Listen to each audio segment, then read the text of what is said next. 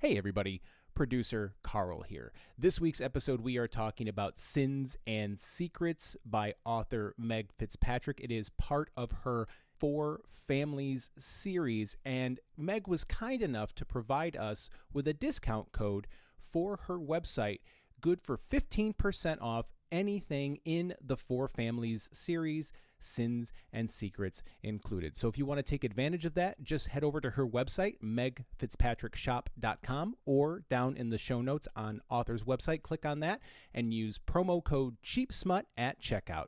Thank you very much, Meg, for that, and thank you very much for listening to Cheap Smut. Horny talk, change the subject.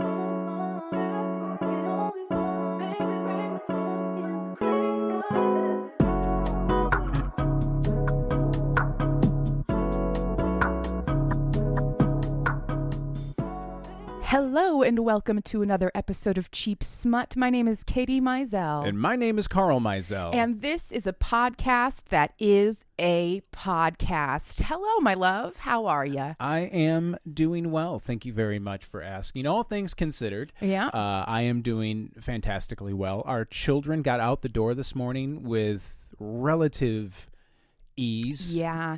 Although I did have a toddler screaming, "Mommy, don't leave me!"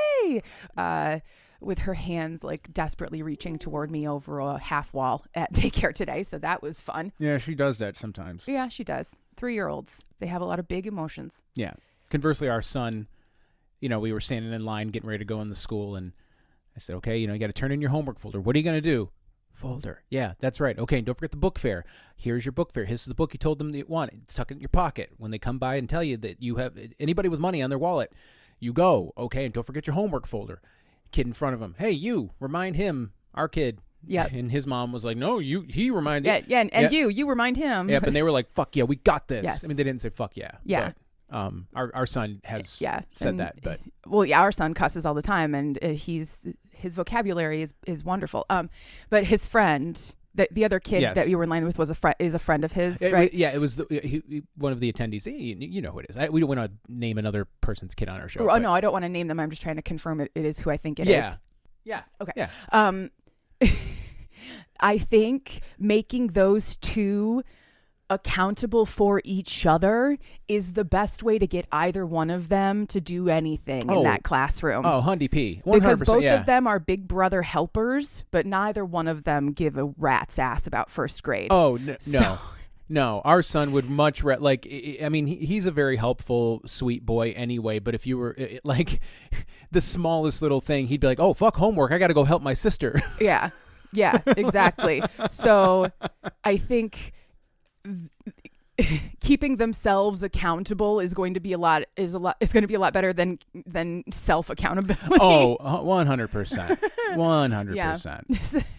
They're good kids. They are so great, and they're so sweet to each other.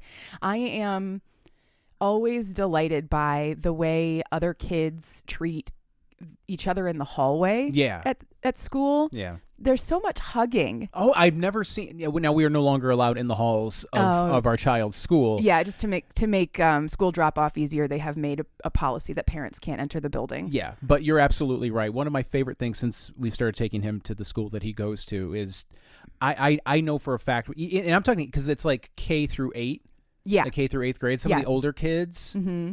They're helping the younger kids. They're not even kids that they're like related to. They're just helping the kids. Yeah. They're hugging each other, and there's like a first grader that's hugging a fifth grader, and they're happy to see them. Yeah, and they have their favorites and whatnot. It's just it's so heartening. Yes, they have a buddy program, and they have built a school culture of respect for the youngers, respect for the littles, and I think a certain amount of respect for yourself and where you stand in your community, even when you're only 11. Yes, 100%. I definitely get that sense. Yes, in that exactly. School. So yeah, TLDR, our son's school and our daughter's future school. Yeah. Is a lovely school.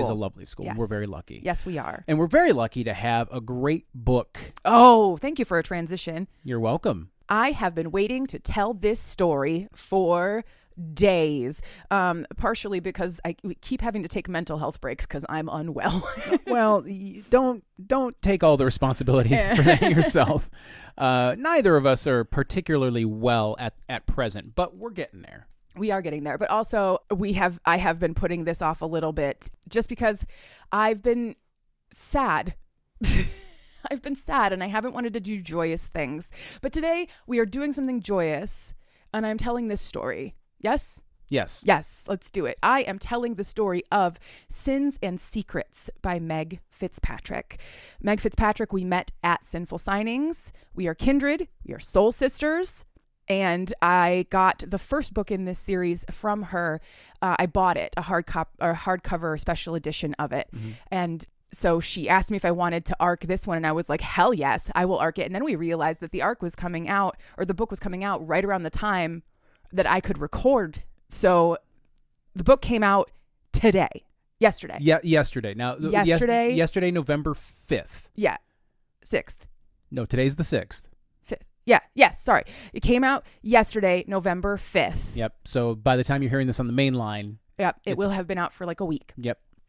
And I'm hoping that by presenting this now, we can bump her sales because I got to say, so the Four Families series, which is what the name of this series is, it's something special. It's special.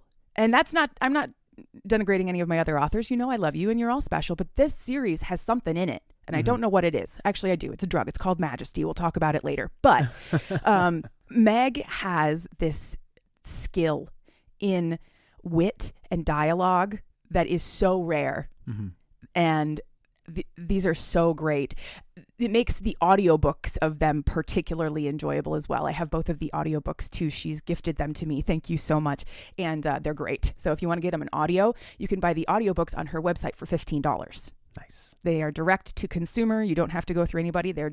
It's awesome. But this book, okay, so it is book 2 of the Four Families series. There are currently 2 books available. I think she said there were going to be like 9 or something. It's a very long series, and it is a series that you have to read in order. You could probably get away with reading this book because it's only book 2 and still pretty much know what's going on. But if you get to book 6 or 7, you can't jump in there. Yeah. So just start at the beginning because it's really, really good anyway.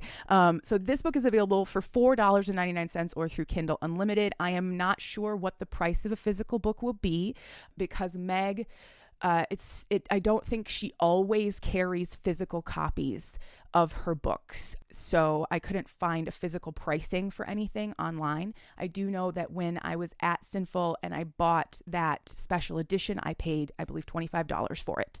And it was worth every penny because it's gorgeous. Let's get right into our triple T's. Let's go. All right. So for our triggers this week, this is a mafia and organized crime story. And all associated violence, guns, threats, drugs, blah, blah, blah are included. There is discussion of overdose and of rehab, tattoos/needles, stalking, threats of bodily harm, and threats made with a firearm by a former romantic partner.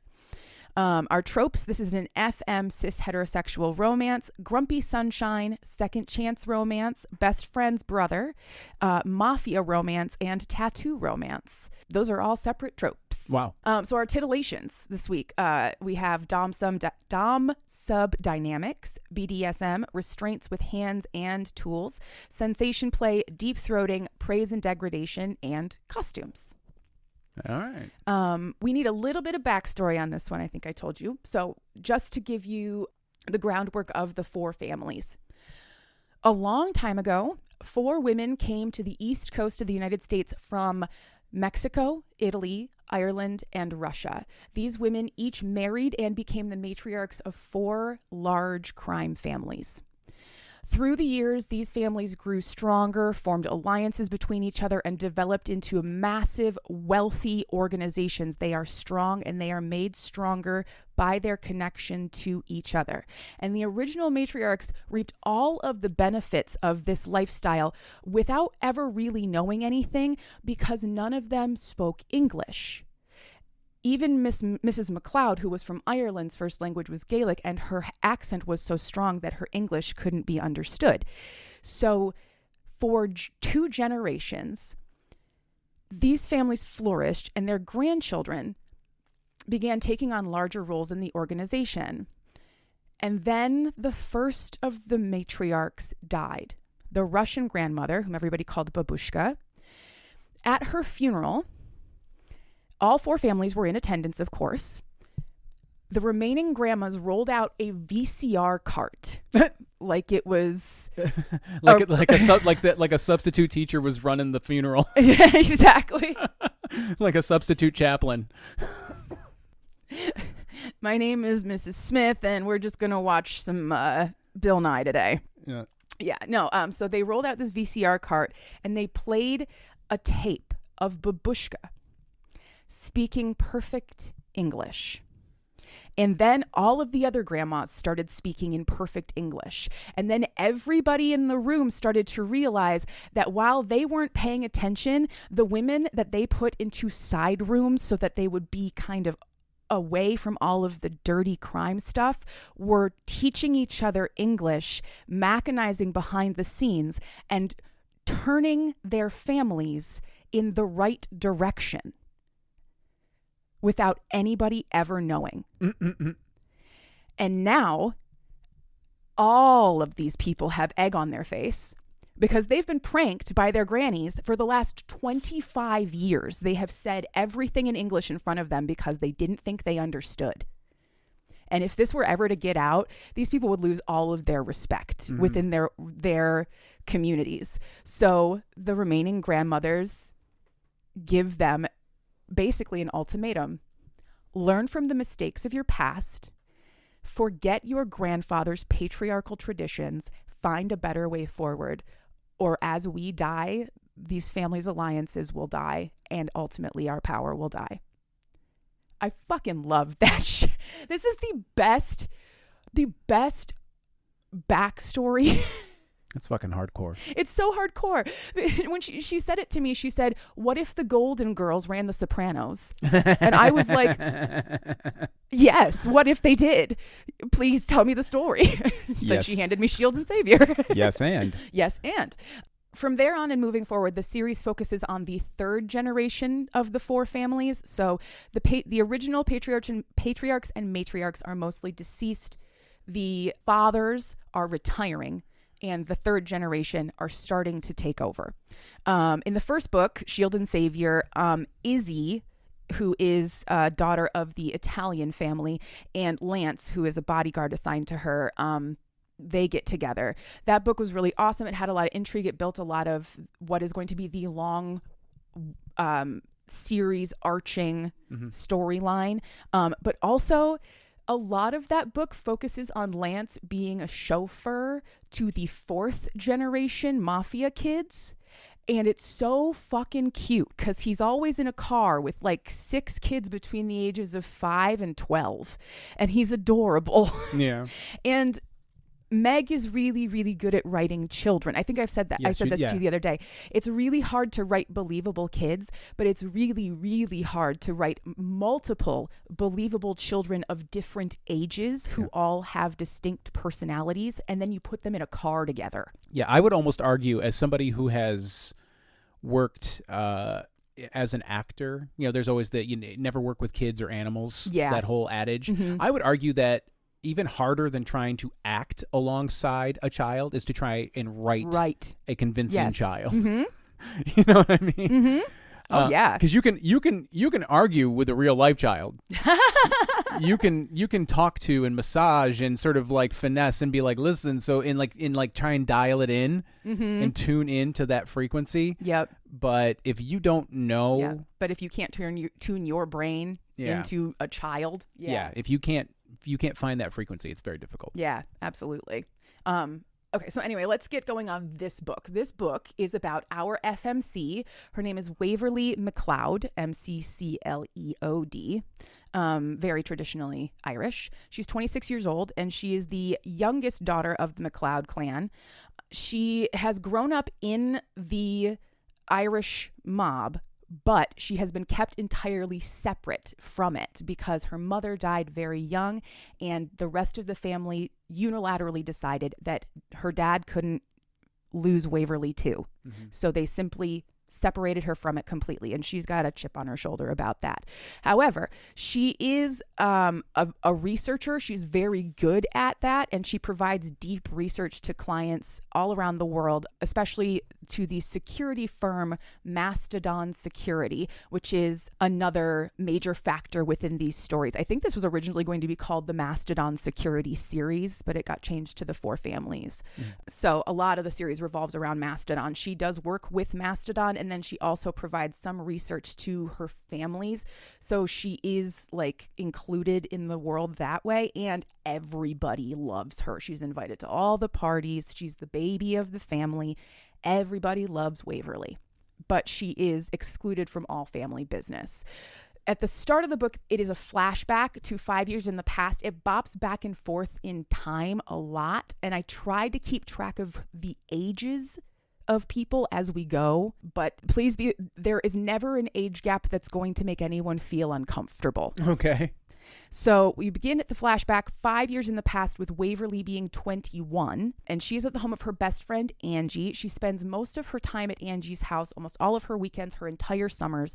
Her family often sends her there just to keep her out of the way of whatever's going on in the business. And she considers these people to be her second family. The parents are Richard and Carol, and then the children are Angie, Angie's twin brother Adam, and their older half brother Lukas, who is 2 years older than everyone else and is Carol's son from a previous relationship. And at the time of the flashback, Waverly and Lukas have been hooking up for the past 6 years at this point. So, and Lukas is the son of which family? He is the son of Waverly's best friend. Oh, okay. Yeah. He's not part of another family. No, they are not related to the crime at all. They're completely separated. Okay. Nothing to do with crime. Because you've rattled off a lot of I know there's a lot of information to keep track of, but so what you need to know now is that Waverly and Lukas have been hooking up regularly since they were in their mid-teens. Our MMC, Lukas, is a tattoo artist. He is your pretty standard model book boyfriend covered in tattoos, brown hair, perpetually stubbled jaw, tall, fit, covered head to toe. His tattoos are always like slightly just poking out of places. Mostly he wears jeans and t-shirts with sleeves that roll up. Lukas spends 9 months out of every year living in Seattle with his father and then only flies to the East Coast for the summers. He has never felt like he belonged in this family. He's always been very aware of the fact that his mom thinks of him as sort of a blemish on her otherwise perfect life. She has this rich husband and these beautiful twins, and she, I think, would rather forget about the fact that she had a baby with an alcoholic who lived in Seattle and was never going to give her the posh life she wanted. Yeah. You know, Lukas has never felt wanted or appreciated here by anyone except Waverly. So in this opening scene, he is telling his family that he is not going to be coming back anymore. This is his last trip to the East Coast. He's 23 years old. The time is getting shorter and shorter. His job is getting more demanding. He's a tattoo artist. He's not coming back. And stepbrother Adam says, good, you never belonged here anyway. Fuck him. Fuck you, Adam. Eat shit, Adam. Eat shit, Adam. And Angie tries to comfort Lukas while also telling him that she thinks that this is the right thing for him to do. And Waverly is left stunned because nobody knows that she and Lukas have had anything going on. So she can't express her feelings in front of everyone. Right. Lukas walks away and he tells her that he left something for her in his room that says everything that he can't say. She goes upstairs to his room and she finds absolutely nothing. The only thing she finds is a receipt. And she's like, what does this mean? Does he think I'm trash? Am I in the wrong room? Yeah. What's going on? So she is absolutely devastated and she leaves. Then we go to present day. Waverly is in one of the family homes. I don't know. They're often in somebody's kitchen or somebody's dining room having a big fat Greek mafia party kind of thing, but I don't know which home ever. Not Greek, big fat multicultural mafia party. At this particular party, everybody's hanging out because cousin Izzy is coming home. That was the story from the first book. You can read all about that. What we need to know in this chapter is that she gets a text from Angie, her BFF, who is now getting married, and Waverly is her maid of honor. And Angie has chosen the bridesmaids' dresses, and they're beautiful, but there is one problem. The backline is plunging all the way down to your butt crack, and Waverly has the world's ugliest tattoo. I thought you were going to say biggest ass. No. The world's tallest ass crack. Yeah, it goes all the way up to her shoulder blades. Yep. She's all crack. All crack. No, so she has this absolutely horrible tattoo on her back, which is never described, and I think that makes it worse. Yeah, I mean, it makes it better from a narrative standpoint because it allows you to fill in the blanks and imagine. Yeah, there's like elements that are kind of described, but mostly everybody just looks at it and goes, "Oh my god." One guy threw up. Right? So she's like, "Angie, do you hate me? Why do you hate me? Why did you do this?" And Angie says, "I've got an appointment for a cover-up. I will take care of it." But it's Lukas. Lukas is the one doing the cover-up. And he is the best tattoo artist that either of them know. So she's going to do it, but she's like, "Oh, fuck me. I don't want to do this." But Angie says either do it or step down as maid of honor. So she's going to do it. I have heard of some monster brides, but get that tattoo covered up or you're not my maid of honor is a new one. Yeah, I mean, Angie's kind of a bitch. She is Waverly's best friend, but she's kind of a bitch. But I think the way she worded it was, "Please let me fix this for you, or don't be my maid of honor." Yeah. The backstory and all of it is like, she's never gotten it covered up, but she could. She's never gotten it removed, but she could. It's never really been an issue until now. And now Angie's like, "No, you want to fix it, let me fix it." Yeah, is basically what's happening here. Okay, that's fair. 3 weeks later, Waverly walks into Lucas's shop for her appointment, and she's having like this total internal breakdown about seeing him again because their past is so complicated. And like, the woman behind the counter, her name is Jade. She's kind of mean about Waverly's tattoo. Like she roasts the fuck out of it, but Waverly's crying about it. And I was like, "Jade, shut the fuck up."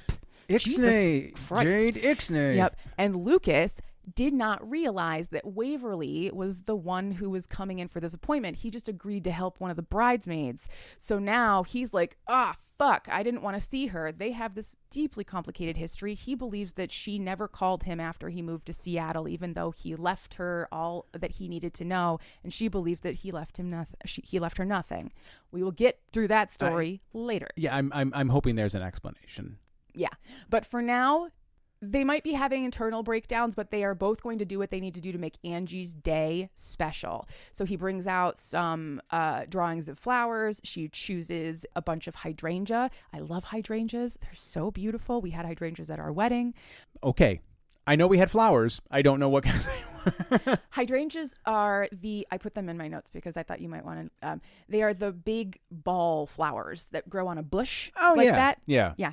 I remember those. Yeah, we had some on our head table. So Waverly wants these flowers because they remind her of the hydrangea bushes that grew outside of her grandmother's home. And we later learned that Lukas has actually been keeping this sketch specifically for Waverly because it is a sketch of her grandmother's hydrangeas. So it's a very emotionally sweet tattoo. Thanks for that, himbo. They catch up for a little while, but eventually, like, I think there's like a bit of a miscommunication and they stop talking. He says, like, "We don't have to talk about this." And she takes it to mean, "I don't want to talk to you." She's a sensitive soul. Anyway, so they ultimately end up doing a 3-hour session, and she's going to have to come back for one more. As she gets her aftercare set up from Jade, Lukas goes back to his office and has a very manly freak out. He cries, but manly. So manly. Later that evening, he goes out to the bar with Angie's groom, Kyle, and some of the other groomsmen. And this is kind of like a pre-wedding hang thing. And is Lukas part of the party, the bridal party, or the groom's party? Or this whatever? is where he gets invited to be. Oh, okay. So I'm jumping ahead. Yeah, in the groom's party. So Angie's mother, Carol, eat shit Carol, she's the worst, has demanded that one of her sons be in Angie's wedding. And I think she assumes that that Kyle is going to pick Adam because Adam is Angie's twin brother. Okay. But everybody hates Adam. So Kyle chose Lukas instead. Good for you, Kyle. And Lukas is shook as hell, but he's like, okay, man, I'll do it. It's going to be fine. They talk for a little while. They become friends based on their mutual hate of Adam. And then Kyle drops the bomb that for the past 3 years, Waverly and Adam have been a couple. Oh.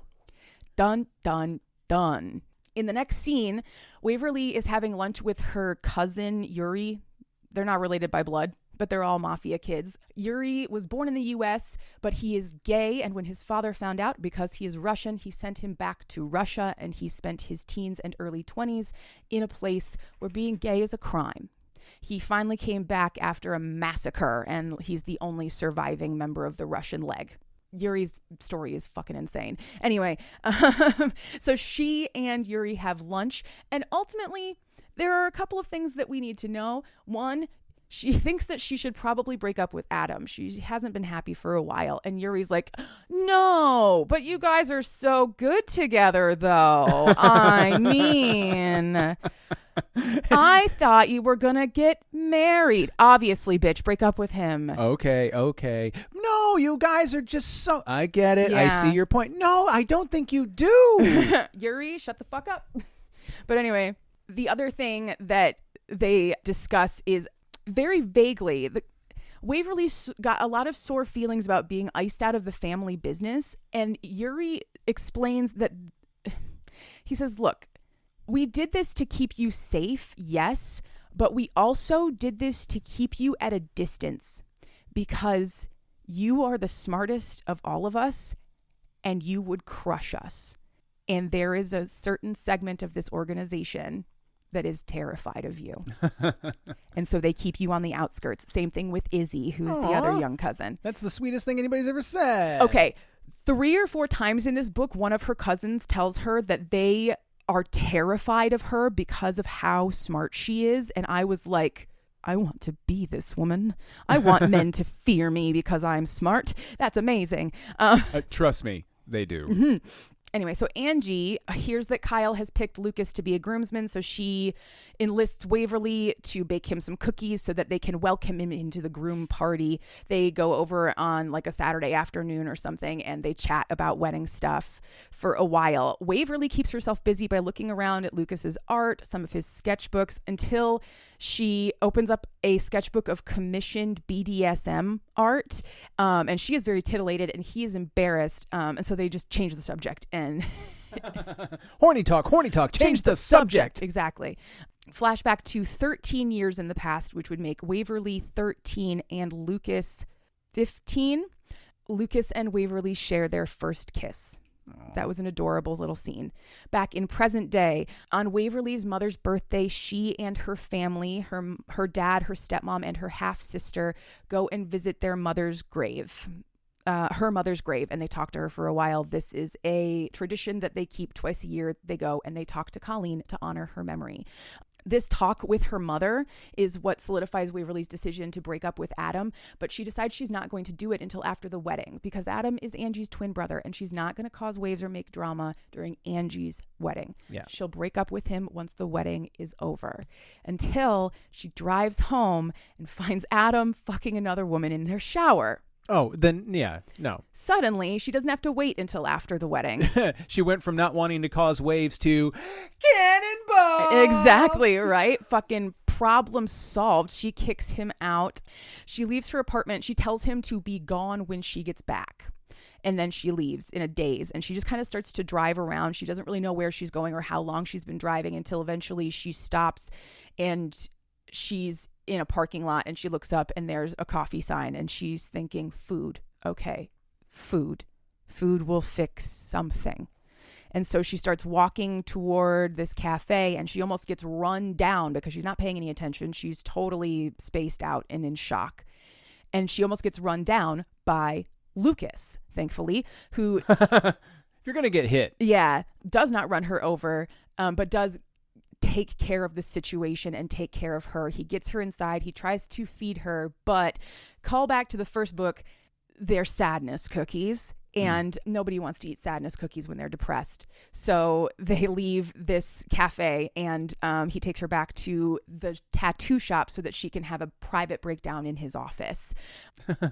The breakdown was truly glorious. We love it. We love it. Eventually... I've got a chaise lounge and some Kleenex. There's some chamomile tea. I'll be down the hall. All right. So eventually this ends up with her very angry and yelling at him because he left her behind on that last summer. He told her all his feelings were on his desk, but all there was a receipt. And she shows him the receipt. She says, I have had 3 wallets. She literally has the receipt. Yep. I have had 3 wallets, and this has come with me through every single one. Is the only proof I have that I am not insane and that all I found was a receipt. This is the fucking receipt. And he is so deeply confused because no, he left his whole portfolio for her. He left all of the art that was inspired by her and her beauty and her love, and it wasn't on his desk. So he shows her some of the images that he has saved digitally, and they are both in shock. He's kicking himself in the ass because he just assumed her silence was a dismissal. And so he never contacted her again. And now he's learning that she was hurt this whole time because she thought he said nothing. And she's equally confused because all this time she never returned the few phone calls he attempted to make because she thought he was calling her garbage. Yeah. Why is he mad at her now? And they finally get like a little bit of closure in knowing at least that neither one of them was actively ignoring the other one, that this was a miscommunication of epic proportions that was apparently designed externally. And they are confused and they don't know who or why. But Waverly is eventually calm enough to be taken back to her car. They will figure the rest out later. But for now, Waverly is in shock. Her boyfriend just blew up her life. So she's going to go and hang out with her cousins and figure out next steps. When she gets back to her apartment, Adam hasn't left as she asked him to. Motherfucker. Right? So she calls in backup in the form of her cousin Izzy and Alana. Alana is the CEO of Mastodon Security. She is the most badass woman on the planet. She's a complete and total mystery. Everybody fears her. Even the secret cabal of millionaires who secretly run the planet are wrapped around her finger. Alana King, please let me have your babies. She's so fucking cool. So she will untie my tubes. Right? So she does not accept bullshit from anyone. So when Adam tries to pull some shit to get Waverly to forgive him or to get Izzy and Alana to leave so they can talk in private so he can gaslight her, Alana pulls a gun, puts it to his head and says, you have 15 seconds to get out. And he's like, I have stuff. And Izzy says, take your wallet and your keys. Yeah, you've had hours, I'm guessing. And leave. And so, he leaves. Izzy and Alana then spend the rest of the evening having girl time. They watch Tucker and Dale versus Evil, which is the greatest comedy horror film of all time. Fuck, we should watch that tonight. I know. So I know we commiserated. We did at Sinful. We talked with Meg about Tucker and Dale. Yeah. I want to know if that conversation made it into this book because that would be so cool. Do you have any idea how cool it would be? We're gonna, just as a bonus, we usually throw stuff down in the show notes. We're gonna throw a trailer for Tucker and Dale versus Evil. And Dale down there. It's one of our favorite. Oh my God! Favorite movies of all time. It is one of the most brilliant send-ups of the hillbilly horror movie. Oh, it's so good. Okay, so while they are watching movies and having girl time, some of the family muscle is packing up all of Adam's stuff. And their movie is paused when one of the guys finds a baggie of a drug called Majesty. This drug is a recurring drug throughout the series. It is very dangerous, very unstable. The 4 families have refused to deal in it, and that has gotten them on the bad side of some dark web dealer called the Deviant. that'll be long form story stuff. But Adam has apparently been using this product, at least, if not dealing it. And that makes him extra dangerous. Yeah. This is extra horrifying if you are me and you read Shield and Savior and you know that a character in that book overdosed on Majesty, and the character who did mouth to mouth in attempt to save him also overdosed on Majesty from simply making contact with the drug on the man's lips. So he was kissing her regularly while using this product. He could have killed her. Yeah. That's so disgusting and terrifying. And the discovery of Majesty in the apartment means that they need to sweep the entire place and that she can't stay here. So Alana takes Waverly to the Mastodon building, and I think that's where she stays. She stays between there and one of the family homes for a while. She doesn't go back to her condo. Somewhere else in town, Lukas gets a drunken text from Adam asking for help. Adam is an absolute drunken mess. This scene was just like, I love watching people get what they deserve. Look at you, sad little sack of shit. Ugh, I loved it. So Lukas takes Adam home to the family house to sleep it off. And he runs into his stepdad, Angie, and Adam's father, Richard. They get Adam into bed, and then Richard drives Lukas back to his own car. And this is where we learn some information that really shakes us. Okay, so Lukas believed that he wasn't welcome in the family because Richard neglected him financially in favor of his own children. He never saw any money come out of this rich guy's pocket. And Richard says, "No, what are you talking about? I gave Carol $3,000 a month to be split evenly between the three of you. Your portion was child support. What do you mean you never saw that money?" He says, "What about every summer when you came home? I left a prepaid $1,000 credit card on your desk." "No, I never received a single one." No, what the fuck is up with this dude's desk eating things? Right? "What about the birthday cards and Christmas cards with handfuls of cash? I signed them and I gave them back to Carol to send out." "No, I never got any of that money." And Richard is devastated. He apologizes so much. He wanted Lukas to feel like he belonged in this family, and that's how he did it, because he was a rich man. And so Richard is part of what family? Richard is Angie and Adam's father. Okay. Lukas's stepfather. Got it. Yeah. And he always tried to make Lukas feel like he was as loved and supported as his own biological children. But he's rich, but he's not part of the four families. No, he's not part of the four families. He's just rich. He's just rich. Okay. Yes. Just checking. Yeah. I believe that Angie and Waverly met at the private school that they attended because they're all rich. Got it. Okay. So Richard is so upset by all of this, and Lukas says, "It's okay. It's just a little, I'm not mad about the money." And Richard says, "No, you don't understand. Between child support and birthdays and summers and all of the money I was supposed to have given to you, you're out like $250,000. Sorry." And for the rest of this book, Richard is pulling on his hair, trying to figure out where his money is going. Richard. Yeah. Because it's disappearing. It's disappearing. They have money that they can't. It's an ongoing, their financial struggles are an ongoing secondary storyline in all of this. But anyway, so Lukas is left absolutely reeling from all of that, because with a little bit of healing from his stepfather, he now realizes that he wasn't as unwanted as he originally thought. And so the quote I put in my notes, because it was so funny, was, "Soon I might not be left with any childhood trauma, and then where will my personality come from?" Yeah. Like, can relate. Yeah, right? He's healing, but oh no.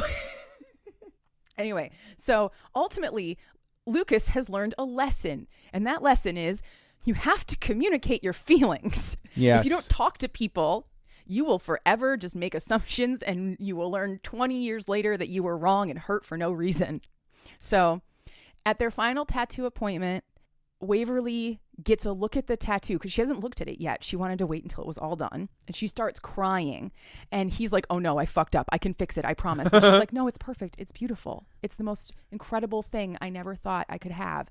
And she expresses her gratitude, and then she gets all like wrapped up and does her aftercare and stuff. And she says, I was glad to have been in your life again, if at least for a little while. And she goes to leave, and internally he's like, no, communicate. You have to talk to people. Damn it. You have to say things. Mr. Grumpy. If you can't tell, Lukas is the grumpy. Yeah. And Waverly's the sunshine in this particular story. So he tells her no. He doesn't want to reconnect with her for just a little while. He wants to reconnect with her for as long as she will have him. And he isn't going to go another 5 years without seeing her. He won't survive it. He now knows that she is going through a lot right now. She just went through a breakup. He's not asking for anything. He just wants her to know he's not leaving again. Mm-hmm. And that was a really sweet scene. And she left very, very happy. We had a really cute exposition scene of Waverly hanging out at the Mastodon security headquarters with Alana and Izzy, and Izzy's boyfriend / the MMC from book 1, whose name is Lance. This scene establishes mostly that Waverly has some kinks that Adam made her feel. This was a conversation between her and her friends. Waverly has some kinks that Adam made her feel ashamed about. He called them deviant and disgusting. And Izzy and Alana are both appalled by that and encourage her to talk to Lukas. Forget about what Adam said. Talk to Lukas, because if you don't tell him what you want, you will end up unsatisfied again. Flashback to 6 years ago. That would make Waverly 20. Waverly jills it while thinking about Lukas one evening. When she leaves her room to go and take a shower, she runs into him in the hallway, and he tells her that he was watching her via the mirror through her open balcony. And that she did a fantastic job. Aww.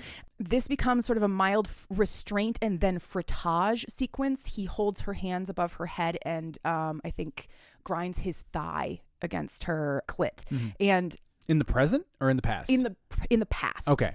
So she's 20 and he is 22. Okay. So I want to make sure that what you're describing happened in the. Yes. Yeah. Okay. Yeah. Just keeping the timeline straight. Yeah, yeah. Yes. So this is the beginning of Waverly's kinkier urges. Lukas has told her that he's going to a club that night. So he's now indicated that he has some kinkier urges as well. And it's getting real hot until Richard comes home and Lukas kind of shoves her off into a bathroom and pretends like he hasn't seen her. And Waverly is hurt by that. And when she confronts him about it, he says, everybody in this family hates me, and you would be hated by association if they knew that you were with me. I'm trying to protect you. And he won't jeopardize her relationship with his family because they love her more than they love him, basically. So Flashback to present day.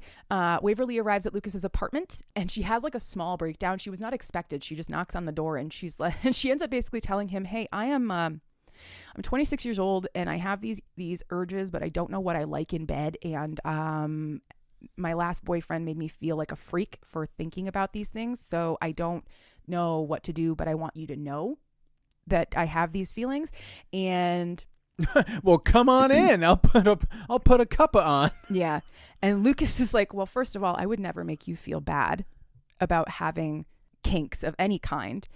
He's been in the scene for years. He has a pretty good idea of what's going on. He's a healthy list of kinks of his own. He's a pretty seasoned dom. Come on in. We will chat about it. I'll get a notebook.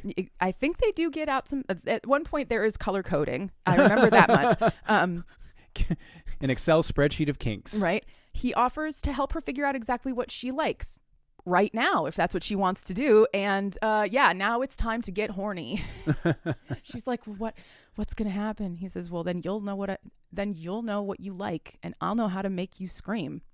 Fuck yes. I love it, Lukas. Let's get to it. So he has her hold onto her own elbows behind her back as a self-restraint, and then he puts a blindfold on her. He fingers her to orgasm with permission, of course. And as she's coming down from that, she releases her own elbows and reaches out to touch him, but he stops her from doing that. And that is a rejection. She gets very hurt. He apologizes and talks through those feelings with her and realizes that her need to reciprocate is like a deeply ingrained thing. And it is how she expresses her appreciation. So once she is calm, he fucks her throat until she feels better. Aww. It's so nice. It was really nice of you to take her feelings into consideration like that, you know? Yeah. Anyway, so once he has come down her throat, he takes her to the bedroom and asks how she feels about restraints, like physical restraints. They use the green, yellow, red system of safe wording. They establish all of that stuff in this scene. Green means go. She likes the restraints. So he restrains her by both wrists and then one ankle, and he edges her for a while. I think he makes her come once that way, and then he restrains the other ankle, and then he makes her come a couple more times. And this is like a pleasure overwhelm situation until eventually I think he jacks off onto her stomach. And then when they finish, this was the most hilarious chapter in the book. This is the aftercare chapter. Lukas is gentle. He is a caring partner. He provides the cleanup, the snacks. He gets out oil to massage her legs because they've got to be sore after being restrained for so long, and all of the emotional aftercare. And Waverly is furious. And I am confused. Because vanilla dudes just throw dirty hand towels at your face before they roll over. And you mean to tell me this whole fucking time I could have had cookies and massages and good girls? Are you fucking kidding me? Does everybody know about this? Does everybody know about this? That was why she was mad. Oh. And it was so funny. That is, yes, there are a few. Hello. We spend the next day just in the life of Lukas from his perspective. In the morning, he talks to Waverly a little bit more about her family and her relationship to the organization. He understands that she is a mob daughter, but he's also pretty happy to learn that she's been kept away from the crime part. He goes to work. He texts Waverly for a little while. He works on a client. And at the end of the day, he receives a visit from Waverly's cousin, Yuri. Yuri comes to see him to express concern because Waverly's ex is involved with this drug called Majesty. And if Adam was that close to her, then Adam and Waverly's condo is now compromised. And he is just very concerned. Also, he would like Lukas to keep an eye out for this specific tattoo he shows him. This is the tattoo that all Majesty dealers wear. So if anybody comes in asking for this or wearing this, I need you to call me immediately. Those were the two things he came to tell Lukas. 1, Majesty tattoo. 2, Waverly's on lockdown right now because we are concerned about her well-being. End of story. So Yuri assures Lukas that she is completely safe and that the people who love her are some of the most dangerous people in the world. So he doesn't need to be concerned about her. We have a 4 families dinner with Waverly. These scenes are always really fun because the 4 families are big and boisterous and loud. And again, writing that many people in one scene together, having a really joyous and crazy conversation around a dinner table, that's a skill. Writing that kind of scene is a skill, and these are fun. Meg does a great job. It's also a really fun window into like the wild dynamics between all of these incredibly powerful, dangerous, and like sometimes violent people who also will just like rib each other at the dinner table and make fun of the fact that like in 5th grade they had a crush on Rachel Zambokis or whatever. And like they're just like my family, you know? My big fat Lebanese Catholic family. Right. Except they are criminals. Yeah. I don't know. Maybe mine are too. I actually don't know.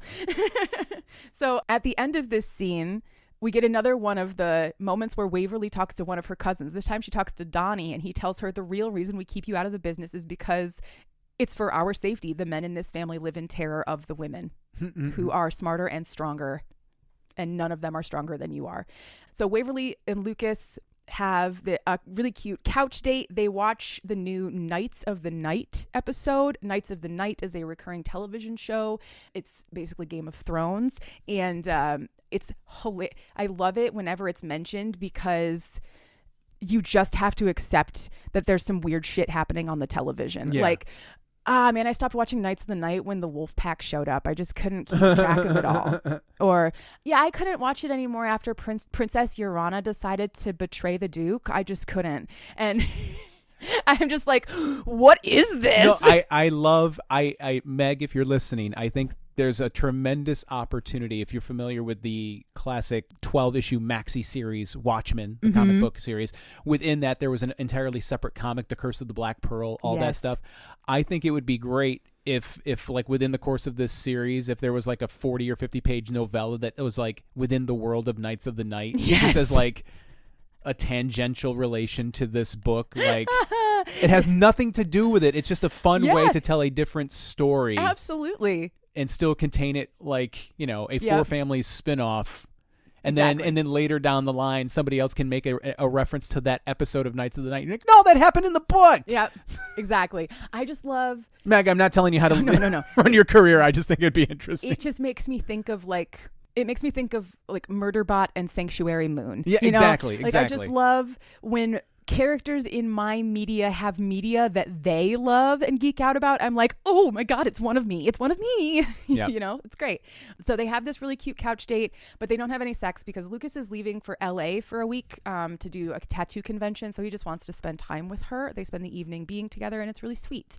The day that he has to leave, he is at grump 10 out of 10 because he hates traveling. So Waverly stops Waverly stops what she's doing and comes to the shop with like a bunch of things to keep him distracted and fed and occupied on his journey. And he is so very touched by her care and her understanding of his needs that of course he has to give her orgasms as a thank you. Oh, yeah. So he has her touch herself while she describes one of her like private jilling fantasies, which she describes as a sort of dreamlike situation in which a crowd watches from behind glass as she, Lukas, and a third ever revolving actor have double penetration sex. Mm-hmm. That's one of her fantasies. And the audience applauds when they're done. Best part of the fantasy. When she's done, he praises her for her bravery, and then he cuffs her so that he can finger her and play with her ass while they talk about her fantasies some more. So she has never done anything anal with anyone before. It's a huge turn on for her. She loves that he is doing this now. He is introducing her to some anal play. They have a fantastic time. This ends with, I believe, frauding. Lukas is behind her and fucks between her labia, but doesn't actually enter her vagina. That's how that ends. It is important to Lukas to wait to have penetrative sex. He wants to wait. Okay. Because he knows that once he does, he's not going to be able to let her go. Oh, of course. So he's holding off. Once they finish, he cleans her up. They have a cuddle. They have some aftercare talk while they discuss parts of the fantasy, like which parts are fantasy and which parts do you want to maybe make more real. For instance, do you want to bring another partner into the bedroom? Is that something you want? No, the fantasy is the double penetration, not the other person. Their identity changes all the time. You're the only one who stays the same. So they have this whole conversation. It's actually a really super healthy conversation, and I really liked it. And he's like, I have one last question. Why is the third party always the one behind you? And she says, because in my fantasies, they're always the one with the smaller dick. Which, yeah. That makes sense. That makes perfect sense to me. And I think that probably balms him a little bit. So they spend the remaining time together in his office, snuggling up until Lukas has to go to the airport. Then we have a flashback to 7 years ago, which would make Waverly 19. She's at a bar. She is hit on by a friend of Adam, who is this other Ivy League kind of creepy guy named Keith. She is rescued from this interaction by Lukas. She didn't expect him to be coming to town this year, but he did. And so they go home and they fuck about it. Present day, Waverly has a couple of text conversations. One with Angie, who has heard about the breakup, but she's got too much to focus on with bridal shit. And so they will talk at the bridal brunch, which is the next big bridal event that they have to do. And she has a text conversation with Lukas, which is just really fucking cute. They're just adorable and they love each other. Before she leaves the cafe where she has been working, she is approached by Adam's friend Keith, the one that we met in the flashback. This is a really weird interaction, but the one thing that he said that really freaked me out was, you were the most valuable thing in his life. Who said that? Adam's friend Keith said that to Waverly about Adam. So she was the most valuable thing. She was the most valuable thing in Adam's life. Okay. But the way he said it made her shiver. Yeah. And I absolutely shivered because you don't talk about a woman as if she is an object of value in any capacity. That makes me feel icky. Anyway, so skipping forward, we'll get to Angie's bridal brunch. Shit goes off the rails almost immediately. So Angie's mom, Carol, she's a piece of work. Adam is her golden child. The fact that Waverly broke up with him is unacceptable behavior. She could never, ever believe that her precious baby boy could do anything wrong, you know? So when said precious baby boy shows up in the middle of his sister's bridal shower to propose to his ex-girlfriend, like he makes a scene, a big fucking scene at his sister's bridal shower. So whereas she didn't want to make waves, but went with a cannonball, he drove a car. He crashed a car into the pool. Yeah. So she is so fucking pissed off because he is taking this moment away from Angie. So she walks up to him quietly, cups his face, and asks him to leave and go talk in the hallway. So everybody there, including Carol, thinks she's going to say yes. He's going to. No.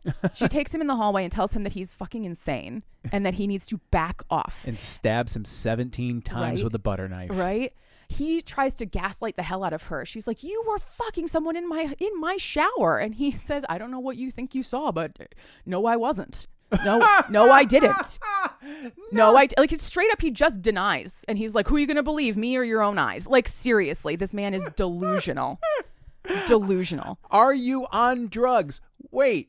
Yeah, you are on drugs. But then she very politely points out, hey, idiot, there are cameras in my condo.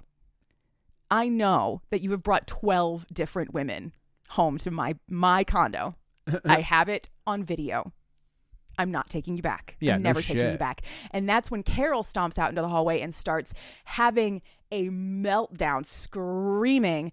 And they're all mad at Waverly because this is all Waverly's fault. Yeah. And then Angie comes out and Angie's pissed off too. And Angie won't listen to reason either. So eventually the venue security has to come and have Adam escorted out of the building.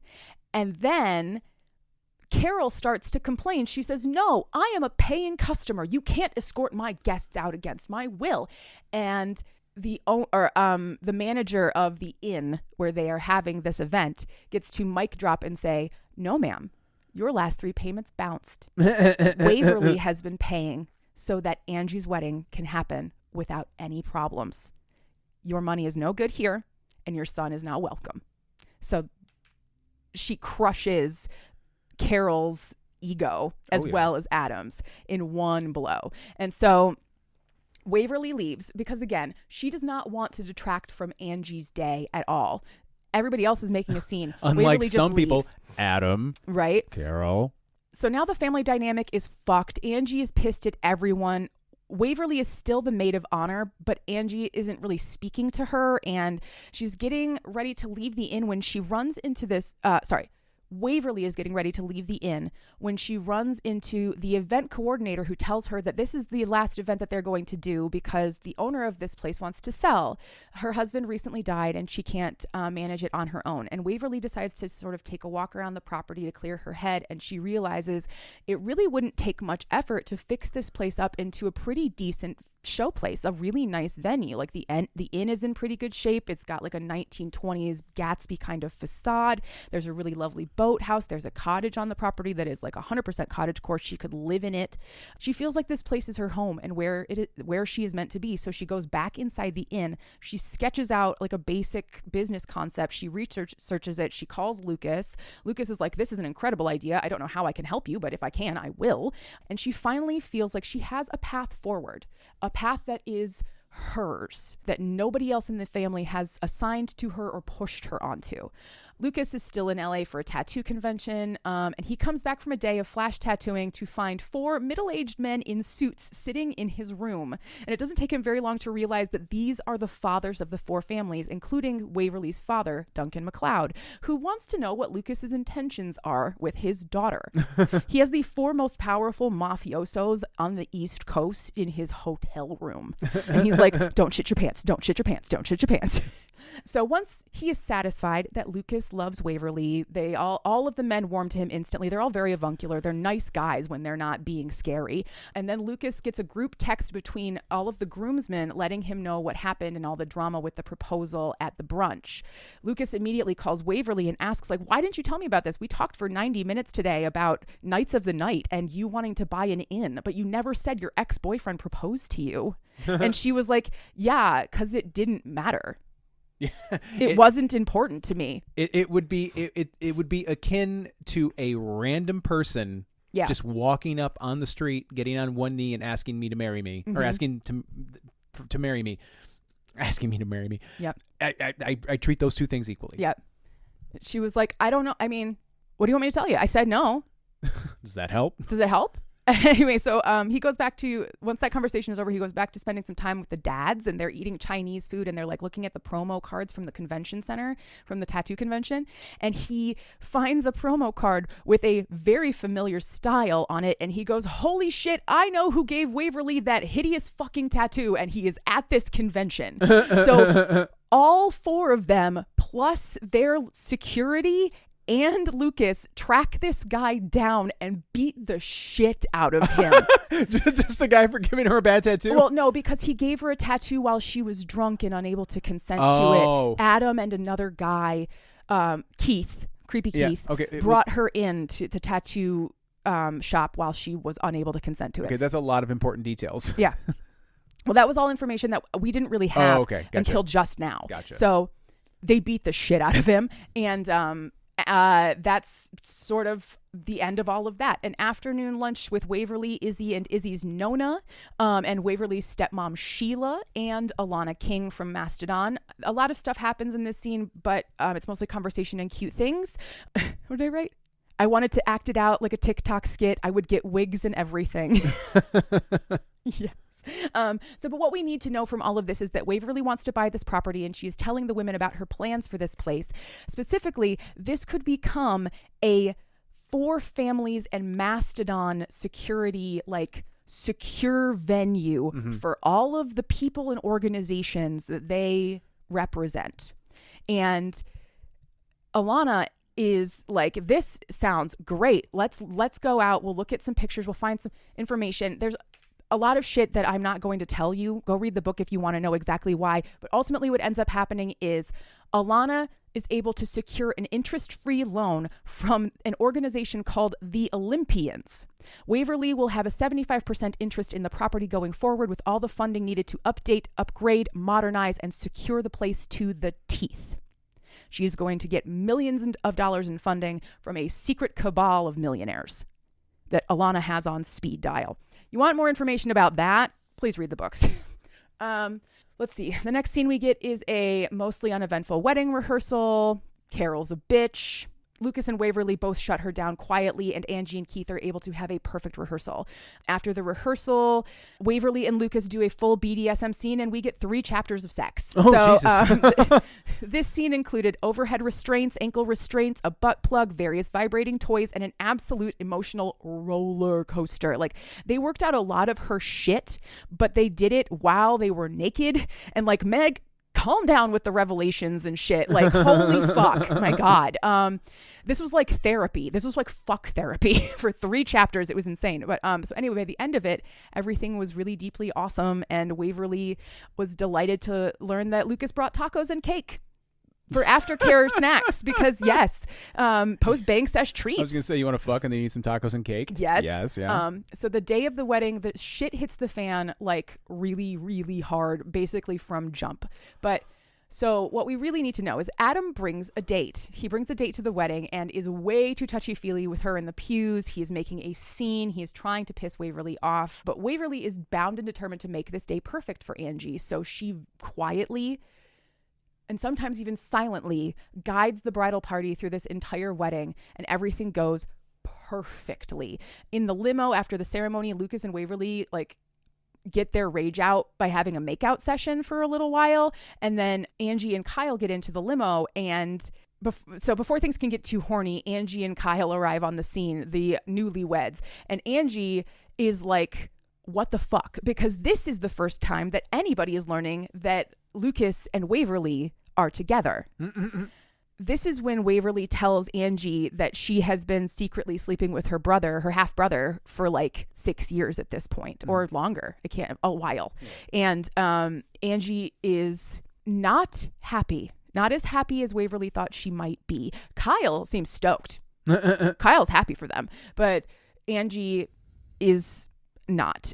So they get through the rest of the evening. They start taking pictures, and then Adam shows up with his date and starts making a scene. But here's the thing. He is pale. He is blotchy. He is acting erratic. He is yelling at his date. He is yelling at Waverly, who is doing her best to manage this whole situation as quietly as she can. And he has exposed the tattoo that indicates dealership of the drug Majesty. Now that Lukas has seen that tattoo, he texts Yuri. Next thing we know, Adam is having this drug-fueled like breakdown, admits that he's the one who threw away the journal all those years ago, the portfolio that Waverly never got. Adam is the one who threw it away. One also assumes, though, we never actually get the answer, that either Adam or Carol were also the ones stealing money. Probably Adam, because he's in deep, deep, deep debt with the drug dealer known as the Deviant.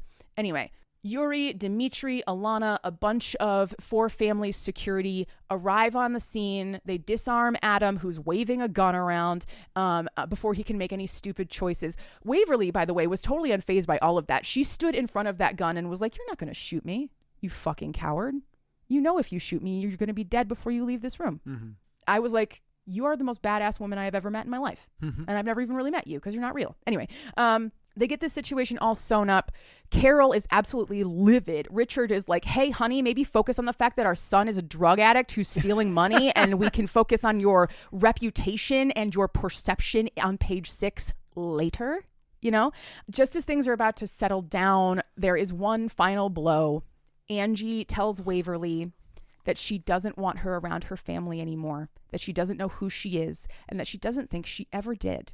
Wow, Angie is a real piece fucking of work. Cunt. Yeah. Angie's a bitch. We'll see you next Tuesday. We kind of see it throughout the book that Angie's not the greatest friend, but this was a blow to everyone, including Waverly. Waverly squares the fuck up, though, because Lukas has helped her understand her own worth and her confidence, and she knows exactly who she is now. She is Waverly fucking McLeod. Oh, does she hoof her? No, so she tells Angie that the cost of this wedding that her family could not cover was incurred by the McLeods, and now Waverly has 1 year to pay them back, or they will seek alternative methods. And then she leaves.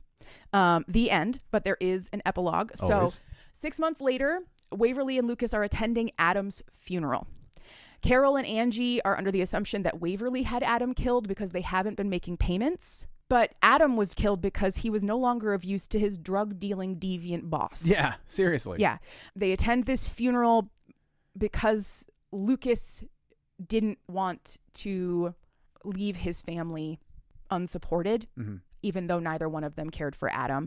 Once they're at this funeral, Lukas is officially disowned by his mother. He doesn't really care. Waverly is gutted because he has been forced to make that choice at all. She is so mad about the fact that the Deviant and Majesty has continued to cause emotional pain to the people that she loves, that she leaves the funeral and she goes to Alana. She goes to Mastodon and she storms into her office and she says, "I don't know what the fuck plan you have for the Deviant, but I know you have a plan and I want in on it. I know you have a plan. I want in on it." And there's another woman sitting at the table. This woman happens to be Penny Olympian, who is a very strong and important person in another organization. And all three of them sit down together and they concoct a plan to take down the Deviants network in one major, not violent, bloody, but violent, catastrophic move. And as that scene fades to black, we are told these three women holding some of the most powerful positions in some of the most powerful organizations in the world, but never being able to use that power, are now the only ones who can effectively save everyone. And I wasn't crying, but I felt something when that scene ended. And that was the end of the book. God, this book is so good, but oh man, that last scene was a ride. Like just 3 of the most powerful women in the world, and you would never even know it. Yep. No, they're going to know. Oh, I love it. I just love it. I love it so much. Women are so powerful. They're pretty great. I'd say I'm into them. Yes. But what are you into? What am I into? I'm going to go with the song Winter Wash 24 by Monrovia. I played a Monrovia song for you earlier. Okay. I played Rust. I was watching his TikTok live and he was playing Rust, and so I had you listen to it. Winter Wash 24 is an incredibly beautiful song. Monrovia is a West African immigrant. I believe he was adopted out of Liberia. He's lived all over the world, and now he lives in Appalachia, and he makes music that he calls Afro-Appalachian folk. It is beautiful. It is painful. It feels like all of the feelings I've had for so long that I can't articulate because there's no words. Winter Wash is like I close my eyes and I just feel all of that. It's just such a fucking good song. It's so moving and so beautiful. And I love Monrovia. He's so lovely. His message has always been one of hope. Mm-hmm. And I appreciate that, especially right now. As do I. What about you, honey? What are you into? Yesterday, you and I were having a casual conversation. Oh, God, yeah, sure. Just a casual conversation. No, I'm serious. Like earlier in the day, we were having a very casual conversation. And one of us used the word scrap. And it immediately reminded me of the musical version of the Full Monty. Those of you in the audience who are a bit younger might not remember there was a film that came out in 1997 called The Full Monty. It was about a group of unemployed I believe they all worked in steel mills, but they might have worked in various fields. They were unemployed, and in order to sort of make some money, they decided they knew the Chippendales or something akin to the Chippendales were coming to town. So they're like, oh, well, we'll do that, but we'll get completely naked. We'll go the Full Monty. They turned that into a musical. Patrick Wilson was in the original Broadway cast. And that is where I met you. Yes. You and I were in a production of the Full Monty in 2008, and that is where we met. And aside from the great memories of meeting you there, I still very fondly remember the music from that show. And if you've never seen it, I'm going to post a link. It's from the Tony performance of the original cast. It's not unless I can find one that's better since that came out, but the video is not high quality, but you still get the gist of it. It's the final number, Let It Go. When we performed it, I was the first person. I was Ethan, so I was the first person that got to sing and drop it. Well, the dropping it was mine. That was my idea. I was very proud of that. But I really wish that we had mics on for that performance, because by that point I was out of breath and I was also like facing away from the audience. But so that's what I'm into. And if you've never seen it, there in early December, Fox is broadcasting like a charity version of this. Feature. I think Anthony Anderson is in it. I believe Tyrese is in it. James Van Der Beek is going to be a part of it. I've seen when I was watching the World Series on Fox. Is it a musical production? It's a musical production. It's a production of the musical, but I don't know if it's the full musical or if it's just like numbers. Yeah. But the way it's advertised on Fox is that there's a lot of like gasps and stuff in the audience, and it shows them like holding their G-strings. Sure. Which if you've never been fitted for a custom-made breakaway G-string, you haven't lived. Right. That was one of the weirdest moments of my life. So that's what I'm into. What do we have on deck for next week? Next week, we are reading the Fuckboy Karma series. The series? By Darling Day. Okay. Yes, each book is about 60 pages long. I'm just doing all 3 of them. Okay. And I can't wait. So the Fuckboy Karma series, that is what we are reading next. The first book is called Punishing the Fuckboy, if you want to look for it. I'm not going to look for it, but I am looking forward to it. But in the meantime, you can find us on social media. We are on Instagram, TikTok, and Threads @CheapSmut. If you would like to send us an email, fucking go right ahead, cheapsmutpod@gmail.com. If you look at the show notes, there is a link to our link tree. The top link is a link to this book. As always, it is not an affiliate link. We do not get any money for that, but if you would like to support us financially, you can do so on Patreon for just $1 a month, like these folks have. Aaron Manak, or Aaron Manick, Miss Chris, Raven, Natasha Bear, Desiree Rodriguez, Local Mind Flayer Seattle number 42, Bookworm, Kitsune Inc., Cassie, Cassandra, Brian S., April D. Berry, Leah Legend, Dana Goddard, Gemma, Lady Squishy Buns, Tia Esk, Rob Gatika, Angela McNichols, Katie Hurd, Gwendolyn Harper, Seneca O, and Rebecca K. The music that you hear in this and every episode is called Nostalgia by Mackay Beats. You can find it along with thousands of other songs free of charge for you to use, but as always not you, Himbo Jones, at the Free Music Archive, freemusicarchive.org. Himbo Jones doesn't know how to use a computer. No. Listener, remember, if there is a book in you, write it, and if there's fucking in it, I'll read it. And then she will come on this show and explain it to me for your entertainment. Be kind to yourself. Bye-bye.